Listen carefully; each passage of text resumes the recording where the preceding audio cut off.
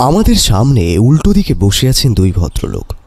প্রথম জনের বয়স একটু কম, ওই মেরে কেটে 30-এর ঘরে হবে। তবে দ্বিতীয় জনের বয়স ওই 40-এর কাছাকাছি। প্রথম কথা বললেন ওই 40 বছর বয়সী ভদ্রলোক। ভদ্রলোকের নাম জয়লাল মুখার্জি। ব্যোমকেশ বাবু, আমি অবনীকে অনেক দিন ধরেই আপনার কাছে আসার কথা বলেছিলাম, কিন্তু অবনী কিছুতেই আপনার কাছে আসতে চাইছিল না। ছেলেটা এমনিতেই এত লজ্জা পায়, আর তার উপরেই 1 মাস ধরে ওর সাথে যা হচ্ছে। কিন্তু এখনো আমি আসল ব্যাপারটা বুঝতে পারছি না। দেখুন, তেমন কোনো সমস্যা যদি হয় তাহলে আপনাদের পুলিশের কাছে যাওয়া প্রয়োজন, তাই না? পুলিশের কাছে যাওয়ার কথা আমি একবার ভেবেছিলাম, শুধু তাই নয়, একবার গিয়েও ছিলাম, কিন্তু এমন একটা ঝামেলার জন্য পুলিশ তেমন কোনো কিছুই করতে রাজি নয়। বিশেষ করে ব্যাপারটা তো সবসময় হচ্ছে না, মাঝে মাঝে হচ্ছে। এবার কথা বলল ওই 30 বছর বয়সী যে লোকটির কথা বলছিলাম, সে। তার নাম অবনী চৌধুরী।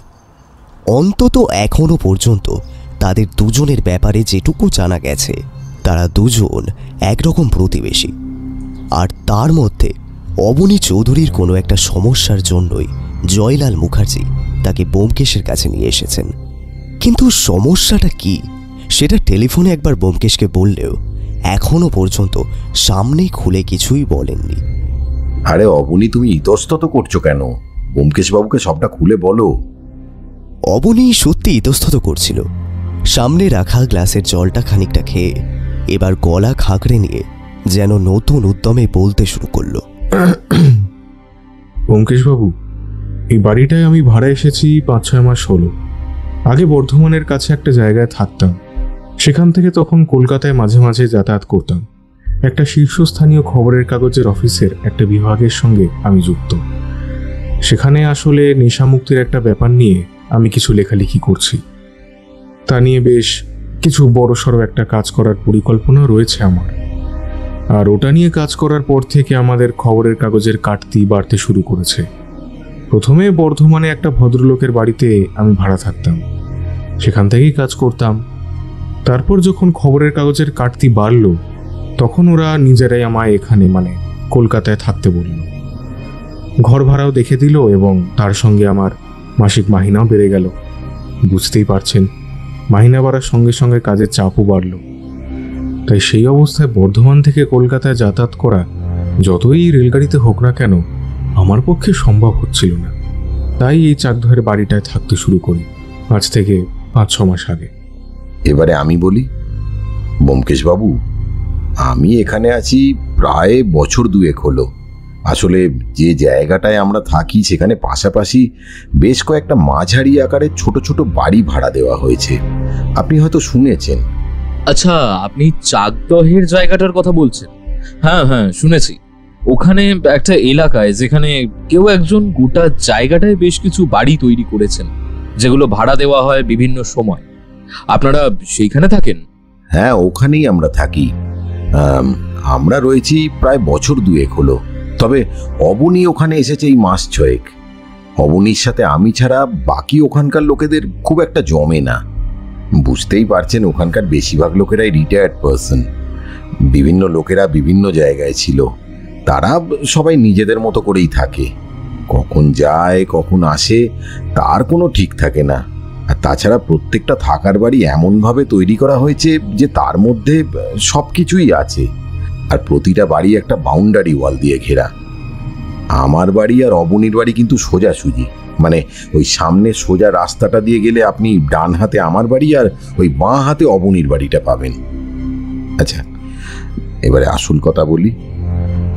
অবনী যখন এখানে আসে আজ থেকে প্রায় 4-5 মাস আগে, তখন সবকিছু ঠিকই ছিল। তবে ওই মাসখানেক আগে থেকে হঠাৎ করে এক অদ্ভুত সমস্যা শুরু হয়েছে। টালির উপর কারা যেন ঢিল ছোঁড়া শুরু করে ওই রাত হলেই। আসলে বাড়ির ছাদটা ঢালাই হলেও ওই যে সিঁড়ির ঘরগুলো রয়েছে তার মাথার উপর দিকটা টালি বসানো রয়েছে। জিনিসটা হয়তো দেখতে একটু বেশ সুন্দরও লাগে, তবে সেটাই লক্ষ্য করে না কেউ ঢিল ছোড়ে রাত বিরতে। কিন্তু রাতের বেলায় এমন ভাবে ঢিল ছুঁড়ে কেউ কি উদ্দেশ্য সাধন করতে চাইছে? হতে পারে আমায় ভয় দেখাতে চাইছে, কারণ ওই নেশামুক্তি ব্যাপারটা নিয়ে আমি খবরে লেখালেখি করছি। নেশা যে কিভাবে আমাদের রাজ্যের এবং দেশের সমাজকে নষ্ট করছে সেসব নিয়েও একটা কাজ করছি। হতে পারে সেই কারণে। আপনি এর আগেও এমন কাজ করেছেন? আপনি বলছেন আপনার কাজের জন্য খবরের কাগজের কাটতি সেই মুহূর্তে বেড়েছিল। সে সময় আপনি এমন কোনো ঘটনার সম্মুখীন হননি? হতে যে হয়নি তেমন কিন্তু নয়। একবার একদল লোক আমি আগে যেখানে থাকতাম সেই বাড়ি পর্যন্ত তাড়া করে এসেছিল। রাতের অন্ধকারে তাদের চিনতে পারিনি। পুলিশকেও জানিয়েছিলাম, পুলিশ খোঁজ খবর করেছিল, কিন্তু রাতের বেলা কারা আমার পেছনে অতটা এসেছিল তা খুঁজে বার করতে পারেনি। তারপর এখানে আসার পর ব্যাপারটা বন্ধই ছিল। হঠাৎ করে মাসখানেক ধরে এমন ঢিল পড়া শুরু হয়েছে আবার। ব্যোমকেশের মুখে এইবার কিন্তু একটা চিন্তার ছাপ পড়ল। কিছুক্ষণ চুপ করে ভেবে নিয়ে সে আবার বলল, পুলিশ আপনার ব্যাপারটাতে বেশি গুরুত্ব দেয়নি বলছেন। আর ওই ঢিল পড়ার ব্যাপারটা ঠিক কবে থেকে শুরু হয়েছিল? দেখুন, ঠিক কবে হয়েছিল সেটা তো এভাবে বলা যায় না, তবে 2 দিন আগে আরও একবার হয়েছিল। তবে ব্যাপারটা ওইভাবে ক্রমাগত হয় না। ঠিক কবে হবে, কখন হবে তার কিন্তু কোনো ঠিক থাকে না। ওই হঠাৎ করেই হয়। আর সব থেকে বড় কথা হচ্ছে গোটা ব্যাপারটা হয় রাতের বেলা, অর্থাৎ যখন অবনী নিজের ঘরেতে থাকে। ঘর থেকে বাইরে বেরিয়ে তাকে দেখতে পাননি আপনারা? মানে যখন ব্যাপারটা হয় তখন ঘর থেকে তাড়াতাড়ি বাইরে বেরোলেই তো বোঝা যায়। আর আপনাদের ওই জায়গাটায় যেহেতু সবাই সবাইকে চেনেন এবং নিজেরাই নিজের বাড়িতে থাকেন, সেক্ষেত্রে যদি কেউ কাজটা বাইরে থেকে করে থাকে তাহলে অন্য কেউ তো দেখবে। ব্যাপারটা ঘটে অনেক রাত্রের দিকে। সে সময় সবাই প্রায় ঘুমিয়েই পড়ে। তাছাড়া ওখানে যে কটা পরিবার আছে তাদের মধ্যে আমি, জয়লালবাবু আর মাত্র একজন ছাড়া বাকি সকলেই তাদের পুরো পরিবার নিয়েই থাকে। আমার বাবা মা এবং আমার স্ত্রী ছেলে থাকে বর্ধমানে। তাদের এই সমস্ত কিছুর মধ্যে আমি কখনোই আনতে চাইনি। মাসে একবার করে আমি বাড়ি যাই 2-3 দিনের জন্য। এবার আপনি বলুন ব্যোমকেশবাবু, এমনভাবে এই অবস্থার মধ্যে থেকে কি করে কাজ করি আমি? ব্যোমকেশ যেন এতক্ষণ গভীরভাবে ভেবে এই সমস্যার কোনো একটা সমাধান বের করে ফেলেছে। এমনভাবে বলল, আপনি আজকে ফিরে যান। এরপর ঠিক যেদিন রাতের বেলা আপনার বাড়িতে ওই ঢিল এসে পড়বে, আপনি তখন ওই রাতের বেলা ঘর থেকে বাইরে বেরোবেন না। জানলা কিংবা দরজা দিয়ে বাইরেটা দেখার চেষ্টা করবেন। নিশ্চয়ই অনেক রাতে চারপাশটা অন্ধকার থাকবে, তবে যেদিন আপনার বাড়িতে ঢিল পড়বে ঠিক তার পরদিন আমার কাছে আসবেন। তখন আমি আপনার বাড়িতে যাব। ব্যোমকেশ তার বাড়িতে যাবে শুনে অবনী চৌধুরী যারপরনায় বেশ খুশি হয়েছিলেন। আর তার সঙ্গে জয়লাল মুখার্জির মুখেও একটা হাসি ফুটেছিল। তার প্রস্তাবেই তো অবনী চৌধুরী এখানে এসেছিলেন। এরপর একে একে তারা দুজনেই বিদায় নিল। দরজা পর্যন্ত গিয়ে জয়লালবাবু বলল, ব্যোমকেশবাবু, এই দেখবেন কারোর যেন কোনো ক্ষতি না হয়। আমি আর ব্যোমকেশ বসলাম ব্যাপারটা নিয়ে আলোচনা করতে। ব্যোমকেশ কিন্তু প্রথমে তেমন কিছুই বলল না। আমি একটু নাড়া দিতেই একটু অদ্ভুত গলায় সে বলে উঠল, ব্যাপারটা বড় অদ্ভুত, তাই না?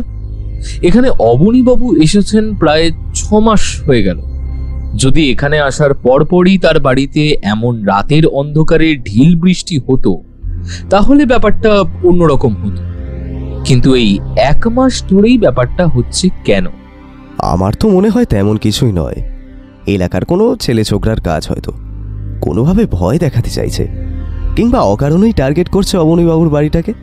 তুমি তো জানো চকদাহের ওই দিকটা একটু ভেতরের এলাকা। ওখান দিয়ে একটু এগিয়ে গেলে একটা বস্তি পড়ে। সেদিক থেকে মস্করা করার জন্য হয়তো ছেলে ছোকরারা কাজটা করতে পারে। কিন্তু সেটা হলে শুধু অবনীবাবুর বাড়িতেই কেন? আশেপাশের অন্য বাড়িগুলোও তো আছে সেখানে। হ্যাঁ, সেটা তো আমিও বুঝতে পারছি না ব্যোমকেশ। কিন্তু তুমি ও কথা বললে কেন? এরপর যেদিন বাড়িতে ঢিল বৃষ্টি হবে ওরা তোমাকে খবর দিলে তার পরদিন তুমি যাবে? এর আগেও তো অনেকবারই ঢিল বৃষ্টি হয়েছে। তাহলে এবারের মধ্যে আর আগের বারের মধ্যে কিছু পার্থক্য থাকবে? পার্থক্য থাকবে অজিত, পার্থক্য থাকবে। সেদিন যদি যাই তাহলে অন্তত এমন কিছু আমাদের চোখে পড়বে যেটা আগের দিন রাতে হয়েছিল। কিন্তু এখন সেটা থাকবে না। বিশেষত আশেপাশের লোকেদের সঙ্গে কথা বলার জন্য সেই সময়টা খুবই গুরুত্বপূর্ণ। ব্যোমকেশ কি ভেবে কথাগুলো বলল তা আমি নিজেও জানি না। শুধু এটুকু বলতে পারি, সত্যি সত্যি এই সামান্য ব্যাপারটা নিয়ে ব্যোমকেশ কেন যে এত ভাবছে তা জানি না। আমি তো ভেবেছিলাম সবকিছু শোনার পর সে কেসটা হাতে নেবে না, বরং না করে দেবে। কিন্তু অবনীবাবুর চোখে মুখে একটা হতাশ ভাব আর জয়লাল বাবুর চোখে মুখে সেই উৎসাহ দেখে ব্যোমকেশ হয়তো সরাসরি না করতে পারিনি। তাই হয়তো আরেকবার সরেজমিনে তদন্ত করতে যাবে। অজিত, ব্যাপারটা আমি যেমন ভাবে ভাবছি যদি সত্যি সত্যি তেমন ভাবে হয়, তাহলে কিন্তু এই অবনী চৌধুরীর বেশ বড় একটা সমস্যার মধ্যে পড়তে চলেছে। অবনী চৌধুরী কোন সমস্যার মধ্যে রয়েছে সেটা কিন্তু সেদিন আর আমার জানা হলো না, কারণ ওই কথার পর ব্যোমকেশ আমায় আর কিচ্ছু বলেনি। তারপর 2 দিন কেটে গেছে ঘরে বসেই। এমন সময় পুঁটিরাম আমায় এসে খবর দিল ব্যোমকেশ ডেকেছে। যথারীতি যেতেই দেখি ব্যোমকেশ তৈরি হচ্ছে। কি ব্যাপার, এখন এই সময় আবার কোথায় চললে? চলো অজিত, তৈরি হয়ে নাও, আমাদের অবনী চৌধুরীর বাড়িতে এক্ষুনি যেতে হবে। আরে মনে নেই সেদিন বলেছিলাম ওনাকে এরপরে যেদিন ঢিল বৃষ্টি হবে ঠিক তার পরের দিনই যেন তিনি আমাদের খবর দেন। সকালে একটা কাজে তাকে বেরোতে হয়েছিল, তাই ফিরে এসে তিনি খবর পাঠিয়েছেন আমাদের যেতে হবে। আমি জানি না কেন, হয়তো এটার জন্যই অপেক্ষা করছিলাম। তাই আর দেরি না করে ঝটপট ব্যোমকেশের সাথে বেরিয়ে পড়লাম অবনী চৌধুরীর বাড়ির উদ্দেশ্যে। চাকদহ জায়গাটা এর আগে আমার আসা হয়নি। শুনেছিলাম এখানে আগে একটা বড় মাঠ ছিল। সেই মাঠের কাছেই বাউন্ডারি ওয়াল দিয়ে ঘিরে এই নির্দিষ্ট আকারের একই রকম দেখতে বাড়িগুলো তৈরি করেছিলেন কেউ। তার নামটা আমার ঠিক জানা নেই। তারপরে তিনি এই এলাকায় অনেক কিছু করেছেন। বাউন্ডারি ওয়ালের মধ্যে বানানো সমস্ত বাড়িগুলো এখন উনি ভাড়া দিয়ে থাকেন। এখন এই বাড়ির মধ্যে প্রায় সব কটি এই মুহূর্তে ভর্তি রয়েছে। আমরা যে সোজা পথ ধরে যাচ্ছিলাম সেটা বাউন্ডারি ওয়ালের বাইরের গেটের কাছে গিয়ে পড়ে। গেটের কাছে একজন দারোয়ান গোছের লোক ছিল। আমাদের দেখে এগিয়ে এলো, জানতে চাইল কার সঙ্গে দেখা করব আমরা। কার সঙ্গে দেখা করবেন বাবুরা? এখানে কারোর সঙ্গে দেখা করতে গেলে সেটা বলে যেতে হয় আমায়। আমরা অবনী চৌধুরীর সঙ্গে দেখা করতে এসেছি। তিনি খবরের কাগজের অফিসে কাজ করেন। তিনি আমাকে এখানে আসতে বলেছেন। ওই খবরের কাগজের বাবু? হ্যাঁ, আমায় বলে রেখেছেন উনি যে ব্যোমকেশ বাবু আর অজিত বাবু আসবেন। আপনারাই সেই লোক তো হবে। ব্যোমকেশ বক্সির কথা আমি অনেক শুনেছি। কথায় কথায় জানা গেল দারোয়ান এখানেই তার পরিবার নিয়ে ভাড়ায় থাকে। অনেক রাত পর্যন্ত সেখানে পাহারা দেয়।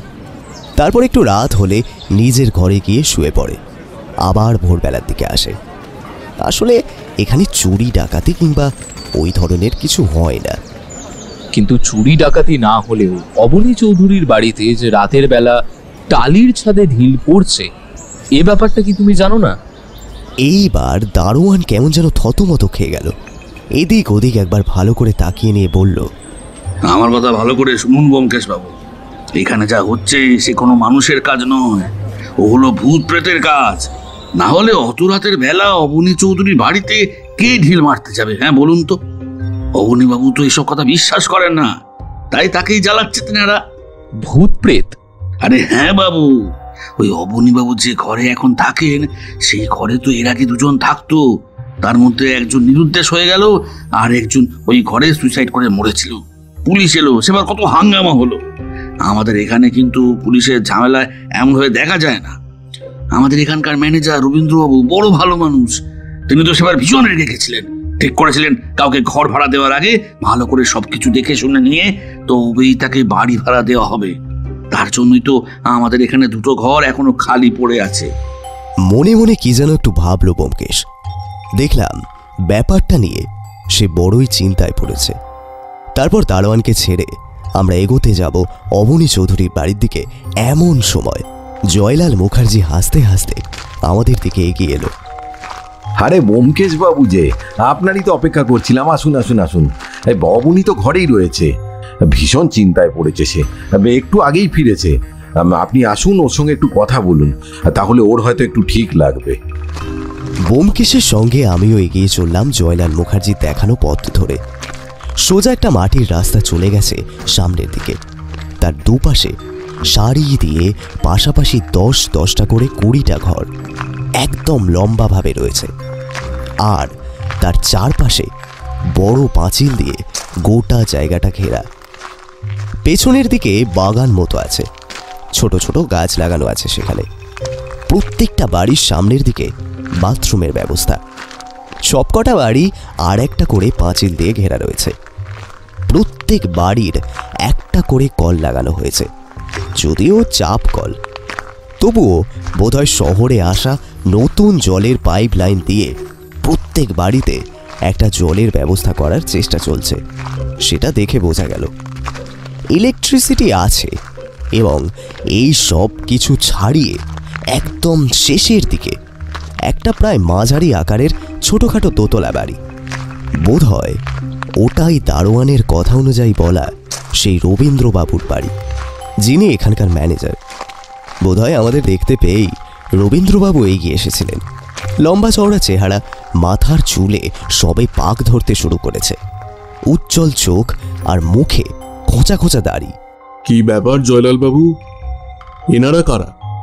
জয়লালবাবু আমাদের পরিচয় দিতেই দেখা গেল আমার বিখ্যাত গোয়েন্দা বন্ধুটিকে চেনেন না এমন লোক বোধহয় খুবই কম আছে। তবে রবীন্দ্রবাবু ব্যোমকেশকে চিনলেও খুব একটা আগ্রহ দেখালো না। ভদ্রতার নিয়ম রক্ষার্থে শুধু বললেন, এই ব্যাপারে কিছু করার থাকলে সেটা কেবল পুলিশই করতে পারবে। তবে আমার মনে হয় এটা নেহাত বাইরের কারোর কাজ। দুর্ভাগ্যবশত শেষের দিকের বাড়িটাই হলো অবনীবাবু, তাই হয়তো এমন একটা ব্যাপার ঘটছে, আর দোষীকে ধরা যাচ্ছে না। আপনারা যা ভালো বুঝবেন করবেন, তবে আমার একটাই অনুরোধ, এখানকার নাম যেন খারাপ না হয়। এমনিতেই এর আগে একবার সমস্যা। ভদ্রলোক যেন কি একটা বলতে গিয়েও থেমে গেলেন।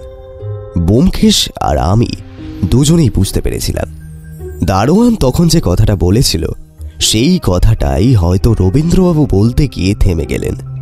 সে যাই হোক, রবীন্দ্রবাবু আর আমাদের কাজের প্রতি সেভাবে কোনো আগ্রহ দেখালেন না, নিজের মতোই চলে গেলেন। পরে জেনেছিলাম রবীন্দ্রবাবু নিজের পরিবার নিয়ে সেখানেই থাকেন। আসলে গোটা জায়গার মালিক যে, সে রবীন্দ্রবাবুকে গোটা পরিবার সহ এখানে এনে বসিয়েছেন। তিনি রবীন্দ্রবাবুর কোনো এক আত্মীয়। রবীন্দ্রবাবু প্রথম বয়সে তার গ্রামের বাড়িতে ভীষণ কষ্ট করেছেন। এখানে এসে ভাড়ার টাকা এবং এই জায়গার পেছনের দিকে থাকা বড় বাগানের দেখাশোনা করে যা টাকা পান, তাতে তার খুবই ভালোভাবে চলে যায়। তবে তিনি একটু কম কথা বলেন এবং চট করে সবার সঙ্গে মেশেন না। মানুষ হিসাবে নাকি তিনি খুব ভালো। এগোতে এগোতে দেখছিলাম বাড়ির পাঁচিলের ভেতরের দিকটায় দাঁড়িয়ে রয়েছে অবনীবাবু। আমাদের দেখতে পেয়ে একবার সামান্য হাসলেন, কিন্তু সেই হাসিতে আন্তরিকতার চেয়ে একটা নকল ভাব বেশি ছিল। কাল রাতে আবার ওরকম হয়েছে।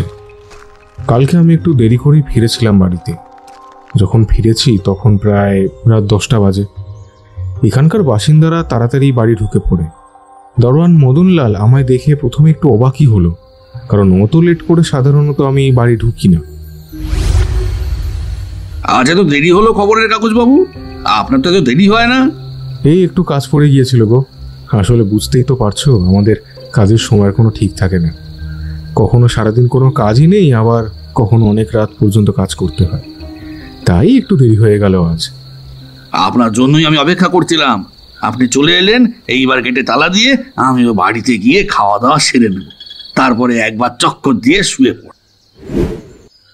তার মানে যে দারোয়ান রাতের বেলা পাহারা দেয় না সে কথা সকলেই জানে।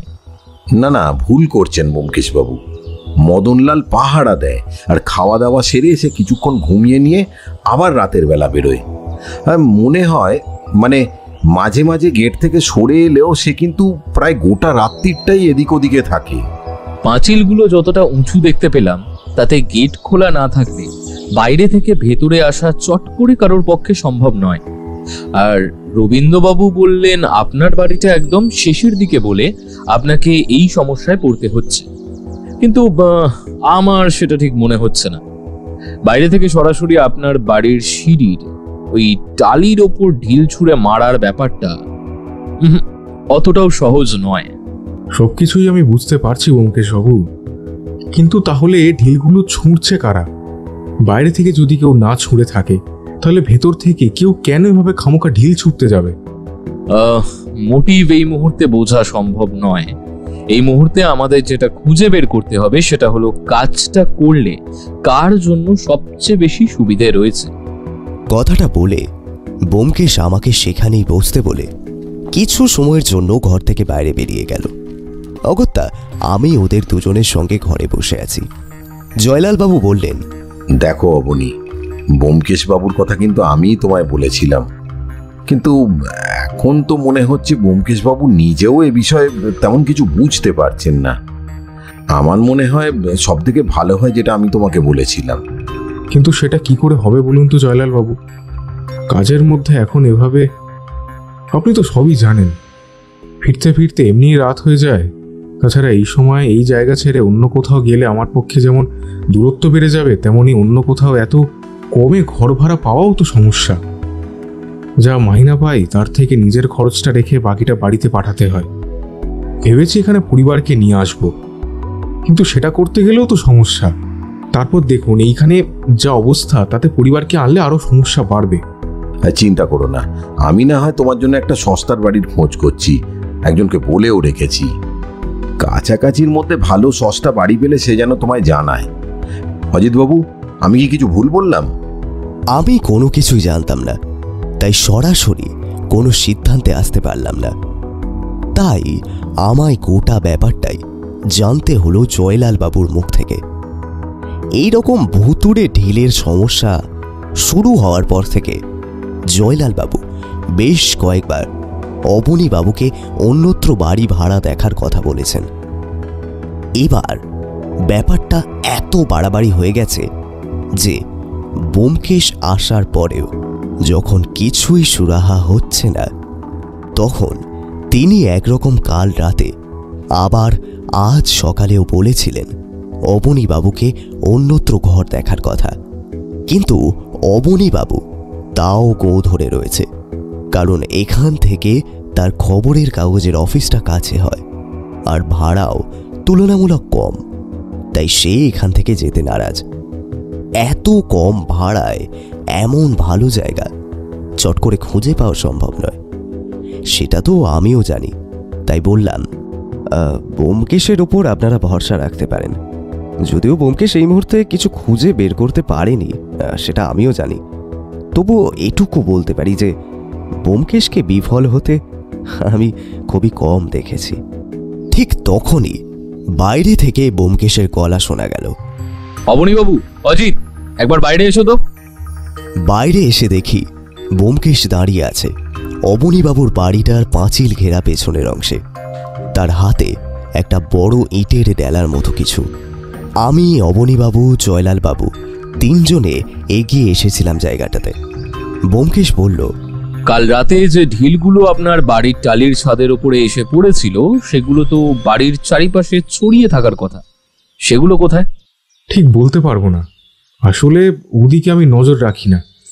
তাছাড়া আজ সকালে একটু তাড়াহুড়ো করে বেরোতে হয়েছিল, আপনারা আসবেন সেই জন্যই তাড়াহুড়ো করে বাড়ি ফিরেছিলাম। এসবের মাঝে আর আমি খেয়াল করিনি আর কি। প্রত্যেক বাড়ি কি এরকম হয়?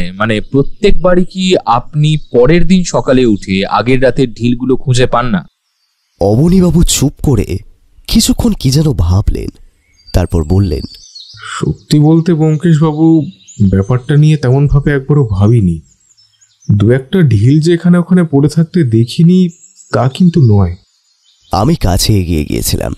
ব্যোমকেশ আস্তে আস্তে বলল, বাড়ির বাইরের দিকে এমন ঢিল থাকার কথা নয়, ভালো করে লক্ষ্য করে দেখো।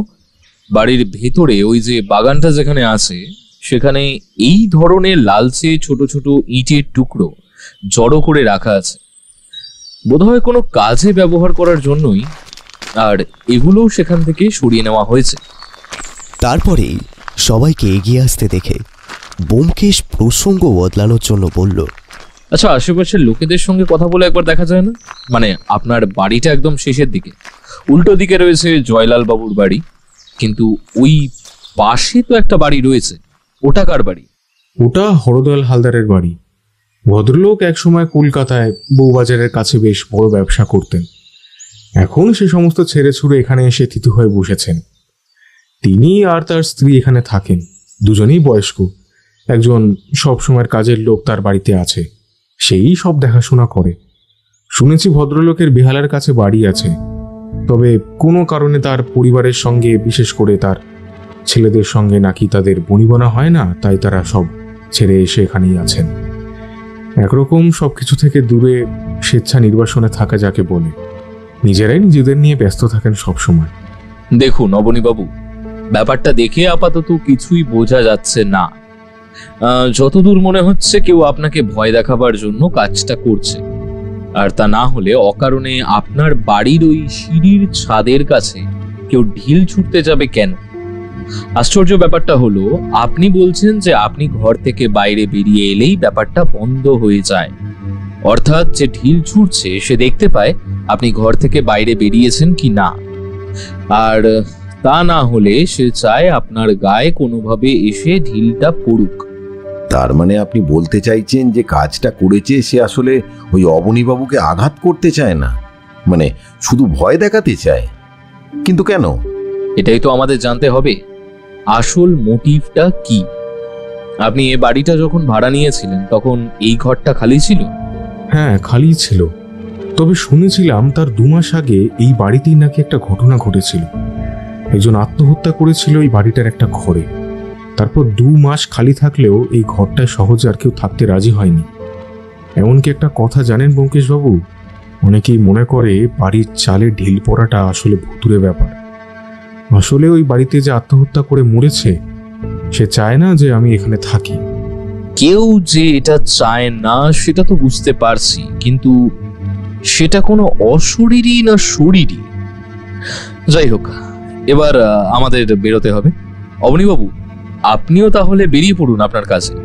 আপনার সঙ্গে আমি আবার কিছুদিনের মধ্যে যোগাযোগ করছি, আর এর মধ্যে যদি আবার তেমন কিছু ঘটে তাহলে অবশ্যই আমাকে জানাবেন।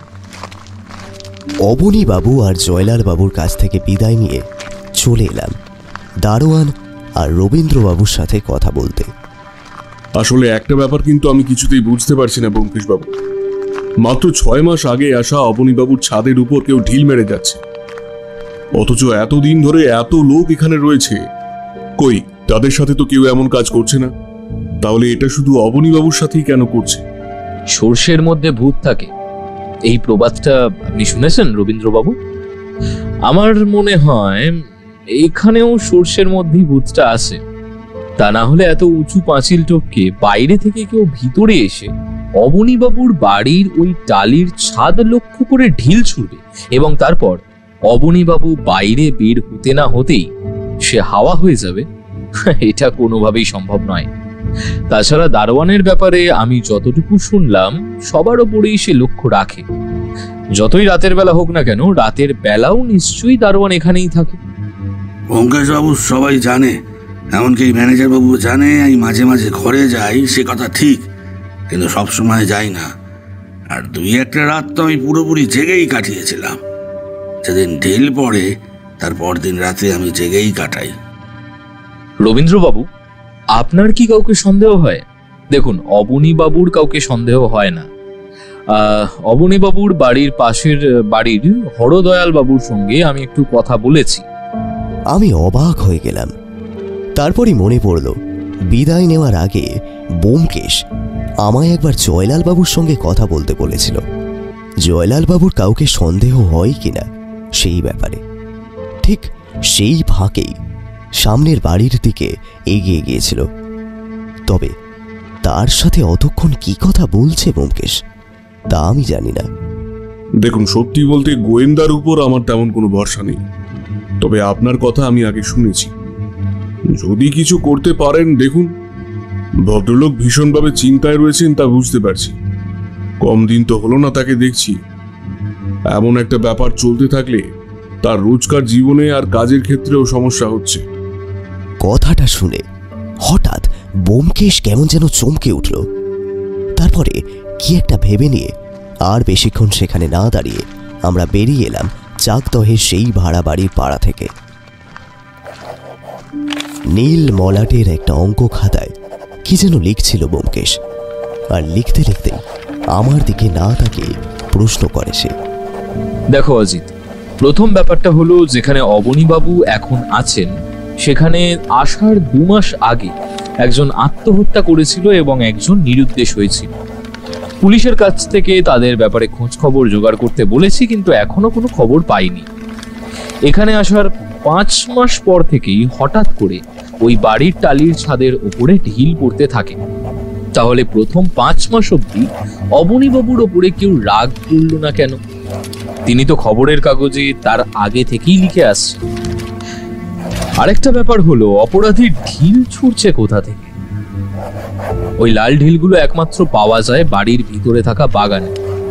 আরো শুনবে, অবনীবাবুর বাড়ির ছাদ লক্ষ্য করে সরাসরি ঢিল ছোড়ার সব থেকে উত্তম একটা জায়গা রয়েছে।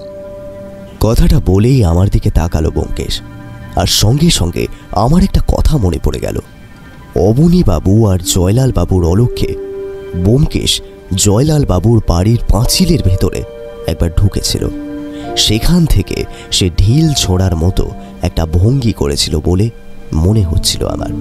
আমি অবাক হয়ে বললাম, তুমি কি কোনোভাবে জয়লাল বাবুকে সন্দেহ করছো?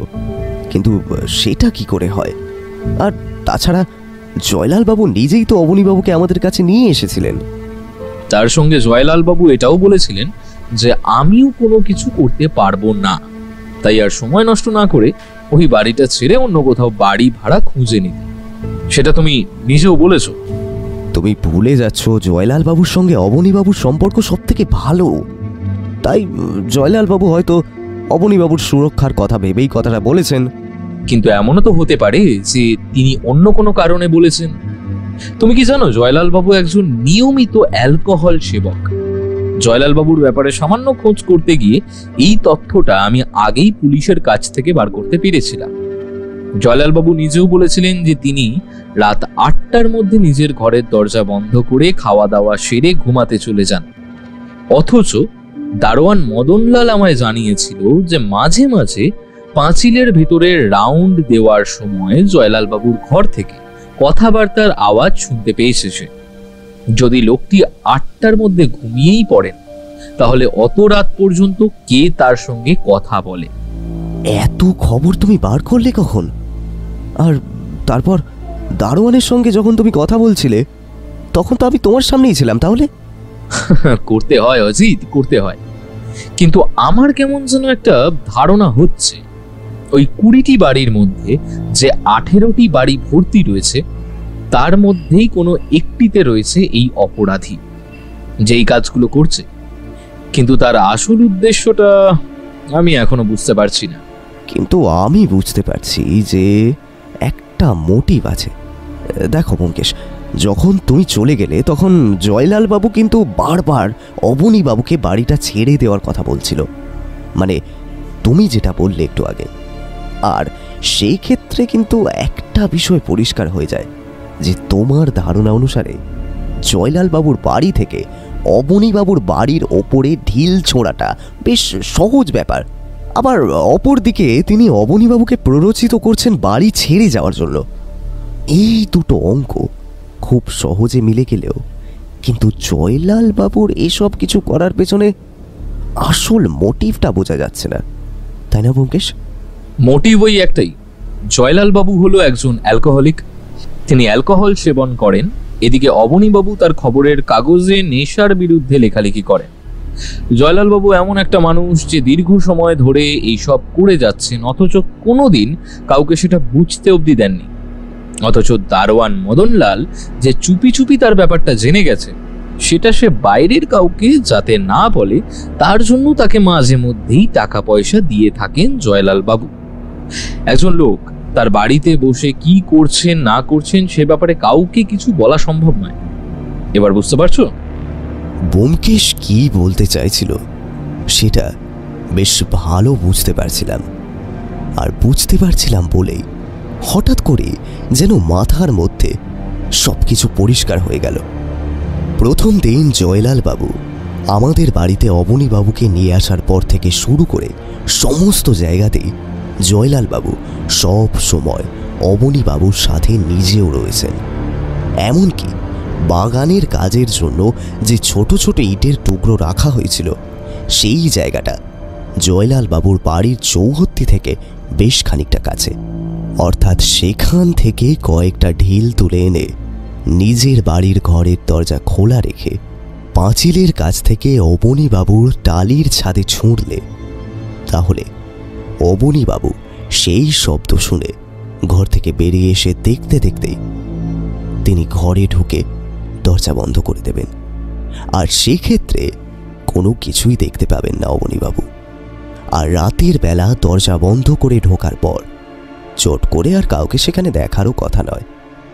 কিন্তু আসল ব্যাপারটাই তো এখনো বুঝতে পারলাম না। অবনী বাবু যদি এই বাড়ি ছেড়ে চলে যায় তাহলে জয়লাল বাবু তার একজন প্রিয় বন্ধুকে হারাবেন, তাছাড়া আর কোনো কিছুই তো নয়। তাহলে কি নেহাত মজা করার জন্য কাজটা করেছেন? এখানে আসার আগে অবনীবাবু একবার সমস্যায় পড়েছিল তার লেখালেখির জন্য, তবে এখানে আসার পরে কিন্তু তেমন কোনো সমস্যায় তাকে পড়তে হয়নি। তাই অবনীবাবুর মনে হয়েছে ওই কাজটা তার কোনো শত্রুদের, যারা তার লেখালেখি পছন্দ করছেন না। আর তুমি বলতে চাইছো কাজটা অবনীবাবুর সবচেয়ে কাছের মানুষ জয়লাল বাবু করেছেন, কিন্তু তিনি কি এটা মস্করা করার জন্য করেছেন নাকি অন্য কোনো কারণ রয়েছে এর পেছনে? ব্যোমকেশ অদ্ভুতভাবে আমার দিকে তাকিয়ে বলল, 8 মাস আগে ওই ঘরে একটা ঘটনা ঘটেছিল। একজন আত্মহত্যা করেছিল আর একজন নিরুদ্দেশ হয়ে যায়। সেই নিরুদ্দেশ ব্যক্তির ব্যাপারে কালকের মধ্যে কোনো একটা খোঁজ আমি বার করবই। আর তারপরে পরের দিনটা এমনিই কেটে গেল। ব্যোমকেশের টিকিটাও দেখতে পেলাম না। সকালে বেরিয়ে সে ফিরল একদম সন্ধ্যের দিকে। দেখে মনে হচ্ছিল যেন ঝোড়ো কাক। কোনো রকমে ফ্রেশ হয়ে নাকে মুখে খানিকটা গুঁজে নিয়ে বসার ঘরে এসে যখন সে বসল তখন যেন একটা বড় কাজ করে ফেলেছে সেইভাবে একটা স্বস্তির দীর্ঘ নিঃশ্বাস ফেলল। নিশ্চিন্তে চেয়ারে হেলান দিয়ে বসে বলল, এত সহজে আর এত কাকতালীয় ভাবে যে গোটা ব্যাপারটা সমাধান হয়ে যাবে সেটা আমি ভাবতেও পারিনি। জয়লাল বাবু তার ঘরে রাতের বেলা 8টার পর দরজা বন্ধ করে একা বসতেন না, মাঝে মধ্যেই তার সাথে এসে বসতো ওইখানে থাকা মোহন দাসের বাড়িতে প্রায় 1 মাস হলো বেড়াতে আসা তারই এক দুঃসম্পর্কের ভাই সতীনাথ। পুলিশ অফিসারের সাহায্য নিয়ে প্রথমে জয়লাল বাবুর ওপরে নজর রাখা শুরু করেছিলাম। জয়লাল বাবু বুঝতে পারেননি বোধহয় যে তার ওপর পুলিশ নজর রাখছে। একটা কথা অবনীবাবুর কাছ থেকে শুনেছিলাম, জয়লাল বাবু পুলিশে যাওয়ার কথা বললেও পুলিশের ওপরে খুব একটা ভরসা দেখাতে পারেননি। সেই পুলিশই যে তাকে এমন ভাবে ধরে ফেলবে সেটা হয়তো তিনিও বুঝতে পারেননি। তুমি বললে মোহন দাসের বাড়িতে বেড়াতে আসা তার ভাই সতীনাথ জয়লাল বাবুর সাথে মাঝে মাঝে বসে, সেই ব্যাপারটা কি? মোহন দাস এখানে আসে প্রায় বছর খানেকের ওপরে। ওই অবনীবাবু এখন যে বাড়িতে আছেন সে বাড়িতে ওই সময় অর্থাৎ 8 মাস আগে মোহন দাসের দুঃসম্পর্কের ভাই সতীনাথ এবং তার এক বন্ধু থাকত। মোহন দাসের বাড়িতে তার স্ত্রী আছে, ছেলে মেয়ে আছে। মোহন দাসের ভাই সতীনাথ চোরাই মাল লুকিয়ে রাখত নিজের ঘরে। সময় বুঝে সেই চোরাই মাল সে বার করত। কোনোভাবে একদিন দুজনের মধ্যে ভাগ বাটোয়ারা নিয়ে ঝামেলা হয়, আর সেই রাতেই সতীনাথ তার সঙ্গে থাকা তার বন্ধুটিকে খুন করে এবং তাকে দড়িতে ফাঁস দিয়ে ঝুলিয়ে সেখান থেকে নিরুদ্দেশ হয়ে যায়। ওই ঘরের কোথাও তার হাতের ছাপ পাওয়া যায় না। পুলিশ তদন্তের জন্য মৃতদেহ নিয়ে যায় এবং সতীনাথের খোঁজ শুরু করা হয়। এরপর সতীনাথকে খুঁজে পাওয়া গেলেও সতীনাথের বিরুদ্ধে সঠিক তথ্য প্রমাণ পাওয়া যায় না, কারণ দড়িতে কিংবা ওই শরীরের কোথাও তার হাতের ছাপ ছিল না। সতীনাথ কিন্তু সহজে ছাড়া পায় না। যে কোনো কারণেই হোক মাস 6 জন্য তাকে জেল খাটতে হয়। এদিকে চোরাইমালের জিনিসপত্রের খোঁজ পাওয়া যায়নি, তাই আর অন্য কিছু হয় না, ব্যাপারটা ধামাচাপা পড়ে যায়। সতীনাথ 6 মাস জেল খাটে। একবার ভেবে দেখো, হ্যাঁ, ওই ঘটনাটা ঘটেছিল আজ থেকে 8 মাস আগে, আর মাত্র 2 মাস আগে সতীনাথ এসছে মোহন দাসের বাড়িতে। কিন্তু মোহন দাসের দুঃসম্পর্কের ভাই সতীনাথের ব্যাপারে তুমি এত কিছু জানলে কি করে? পুলিশের কাছে ওই দুজনের ব্যাপারে খোঁজ খবর নিতে গিয়ে জানা গেল ওদের মধ্যে একজন জেলে ছিল, আর তখনই তার সম্বন্ধে খোঁজ নিতেই জানতে পারলাম চাকদহ থেকে কেউ একজন ওই জেলে গিয়েছিল সতীনাথের সাথে দেখা করতে, আর তখনই মোহন দাসের নামটা জানতে পারি। এছাড়াও দারোয়ানের সঙ্গে কথা বলেও জানতে পেরেছিলাম। দারোয়ান কিন্তু অনেক কিছু জানে। হ্যাঁ, মোহন দাসের সঙ্গে সতীনাথকে যে আগেও 2-1 কথা বলতে দেখেছে, কিন্তু এইবার যখন সতীনাথ আসে তাকে সম্পূর্ণ অন্যরকম দেখতে লাগছে। সে নিজের হোল বদলে ফেলেছে। আর এই জয়লাল বাবুর সঙ্গে সতীনাথের কি সম্পর্ক? এই ব্যাপারটা অন্যরকম। জয়লাল বাবু অ্যালকোহলিক, নেশা করতেন, কিন্তু অবনী বাবুর সঙ্গে তার সম্পর্কটাও বেশ ভালো ছিল। এমনকি অবনী বাবু নিজেও জানতেন জয়লাল বাবু নেশা করেন। তিনি তাকে বারণ করতেন। ওই কারণেই হয়তো তিনি প্রথমে রাতের দিকে ওই ঢিল ছোড়ার কাজটি শুরু করেন, কিন্তু পরে সতীনাথের সঙ্গে যখন তার পরিচয় হয়, দেখা যায় সতীনাথও অ্যালকোহলে অভ্যস্ত। তাই রাতের বেলা সবাই ঘুমিয়ে পড়লে কিংবা কোনো সুযোগ বুঝে সতীনাথ এই বাড়িতে চলে আসত। তারপর দুজনে মিলে ওই কাজটি করত।